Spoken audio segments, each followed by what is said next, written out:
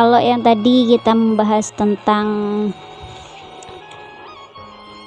sholat yang wajib ya, yang tetap wajib dikerjakan atau yang harus diqadha apabila tidak dikerjakan ketika datang haid di waktu masuknya sholat yang sekiranya cukup untuk dilakukan sholat.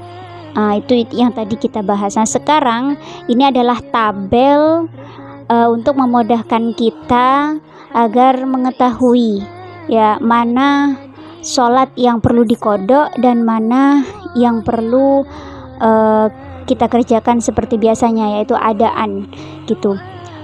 Di sini ini kasusnya ya, saya ilustrasikan seperti ini. Saya ilustrasikan dalam tabel ini. Kasusnya kalau misal terhentinya darah haid itu ya masih tersisa waktu sholat yang sekiranya cukup untuk takbiratul ihram ya. Terhentinya itu misalnya di waktu zuhur, kemudian waktu zuhur itu masih kiranya cukup untuk kita gunakan takbiratul ihram, maka sholat ya yang harus diqadha itu adalah sholat zuhurnya. Jadi kalau misalnya darah berhenti di waktu zuhur, akhir waktu zuhur, asarnya kurang 1 menit misalnya, 1 menit kan kita bisa tuh untuk takbiratul ihram, Allahu Akbar, itu kan cukup ya kan untuk mengucapkan takbiratul ihram. Nah, kiranya waktu itu cukup untuk bertakbiratul ihram, kemudian darah haidnya itu sudah berhenti, lalu kita kan nggak sempat tuh sholatnya, maka kalau misalnya itu terjadi di waktu zuhur, maka kita harus sholat qadha zuhur yang ini. Jadi harus sholat qadha zuhur ya. Kalau misalnya terhentinya darah itu di waktu asar, sedangkan itu masih cukup untuk takbiratul ihram ya, sisa waktu asar itu kiranya masih cukup untuk kita mengerjakan takbiratul ihram, maka kita juga harus qadha asar dan juga duhur ya. Kenapa kok qadha asar dan duhur? Karena asar itu bisa dijamak dengan duhur. Setiap sholat yang bisa dijamak itu harus diqadha ya. Contoh lagi, misalnya darah terhenti di waktu maghrib, sisa sedikit, sisa 1 menit ya misalnya, atau sisa hanya cukup untuk takbiratul ihram di waktu maghrib kemudian isya, maka kita wajib hukumnya kita qadha maghrib seperti itu. Kalau kalau misalnya darah berhenti di waktu isya, kemudian isya itu masih tersisa, waktu isya itu masih tersisa kiranya cukup untuk takbiratul ihram, maka wajib qadha isya dan maghrib. Kalau misalnya darah haid tersebut terhenti di waktu subuh dan subuh itu kita masih mendapati waktu, sisa waktu subuhnya masih cukup untuk takbiratul ihram, maka harus qadha subuh seperti itu. Kenapa kok asar, kalau terhenti di waktu asar kok harus qadha duhur juga? Karena duhur sama asar itu bisa dijamak. Kemudian ini juga contohnya, kalau misalnya terhenti di waktu isya, maka qadhanya tidak hanya isya tapi juga qadha maghrib seperti itu ya. Ini kalau misalnya terhentinya haid itu sisa waktu sholat itu masih cukup untuk takbiratul ihram saja, ya. Tapi kalau lebih dari takbiratul ihram, maaf tadi kan saya contohkan 1 menit ya. Kalau 1 menit itu kan mungkin terlalu lama untuk takbiratul ihram.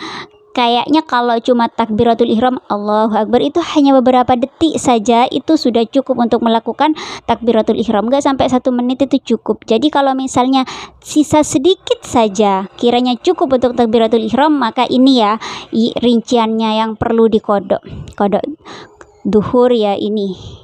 Oke. Kemudian berikutnya, kalau misalnya darah haid tersebut terhentinya itu ada sisa waktu sholat masih cukup untuk bersuci dan sholat. Nah, kiranya kalau bersuci itu berapa menit? Ya, kita kira-kira lah kalau bersuci itu kita berapa menit? Kiranya cukup untuk bersuci, kemudian kita mengerjakan sholat. Ya, suci mungkin cukup berapa menit ya? Pokoknya kira-kira saja ya.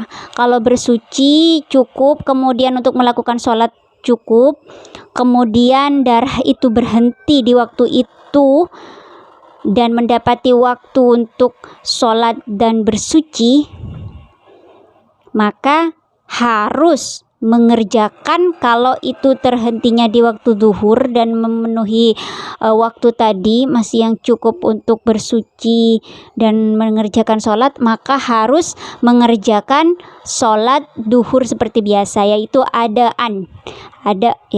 zuhur.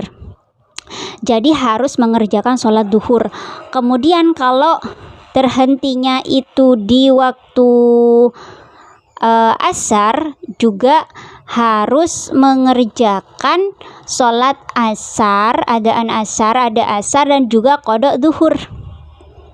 Seperti itu. Begitu juga kalau terhenti di waktu maghrib. Maghrib ini sama halnya dengan zuhur tadi, maka cukup sholat maghribnya saja.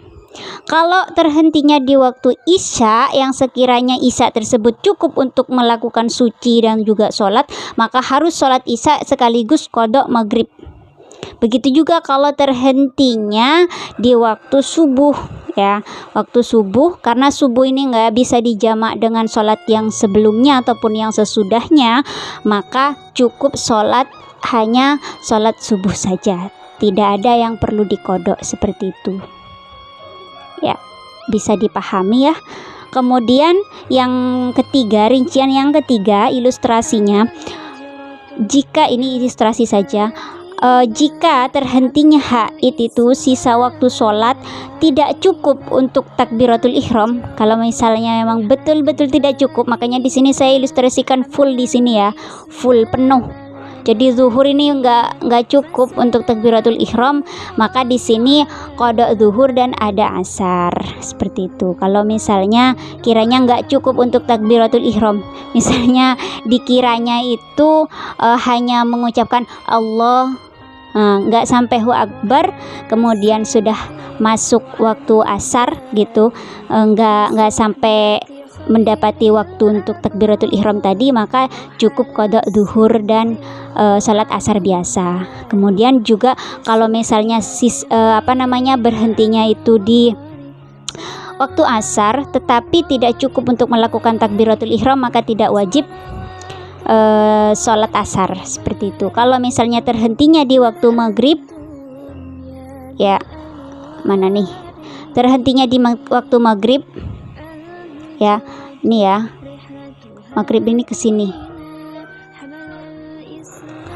ya. Kalau misalnya terhentinya di waktu maghrib dan tidak cukup untuk melakukan takbiratul ihram di waktu maghrib itu, maka dia harus qada maghrib sekaligus adaan isya ya, sholat isya biasa. Begitu juga kalau misalnya ini terhentinya di waktu isya dan tidak cukup melakukan takbiratul ihram di waktu isya, maka dia tidak wajib sholat isya. Seperti itu. Begitu juga kalau misalnya subuh terhenti di waktu subuh tapi sudah nggak nututin yang mau takbiratul ihram, tidak cukup untuk melakukan takbiratul ihram di waktu subuh itu kiranya, maka dia juga tidak wajib sholat subuh. Seperti itu ya, bisa dipahami ya. Jadi poinnya, kesimpulannya, kalau misalnya darah haid itu sudah berhenti, maka kita harus dan wajib segera mandi ya, mandi besar. Kita harus segera mandi, kemudian melaksanakan sholat secepat mungkin. Seperti itu, sesegera mungkin ya. Jadi tidak boleh ditunda-tunda, sholatnya tidak boleh ditunda-tunda. Jadi misalnya zuhur, jadi jangan sampai ditunda asar. Bahkan meskipun dalam keadaan di dalam perjalanan sekalipun, itu tidak ada toleransi boleh menunda kecuali tidak memenuhi syarat ketika di perjalanan. Kalau misalnya di perjalanan tersebut masih bisa memenuhi syarat untuk mandi besar, maka harus tetap dilaksanakan meskipun sedang dalam perjalanan, seperti itu. Syaratnya apa? Syarat untuk tetap harus melakukan mandi besar ketika darah itu berhenti meskipun di perjalanan. Sebenarnya kan syarat untuk mandi itu, syarat sahnya ya, itu kan mandi itu hanya butuh 2 hal. Yang pertama itu niat ya, yang kedua itu adalah meratakan air ke seluruh tubuh. Kan hanya itu, yang penting meratakan. Jadi kayak ritual-ritual harus sabunan, shampoan, itu hanya ritual-ritual kebiasaan saja. Itu tidak menjadi keharusan kita ketika misalnya posisi sedang di perjalanan harus melakukan hal-hal itu. Tidak, tetapi cukup 2 itu saja. Yang penting bisa 1 untuk niat, kemudian 2 meratakan ya air ke tubuh dengan mengguyurnya, seperti itu. Yang penting seperti itu saja.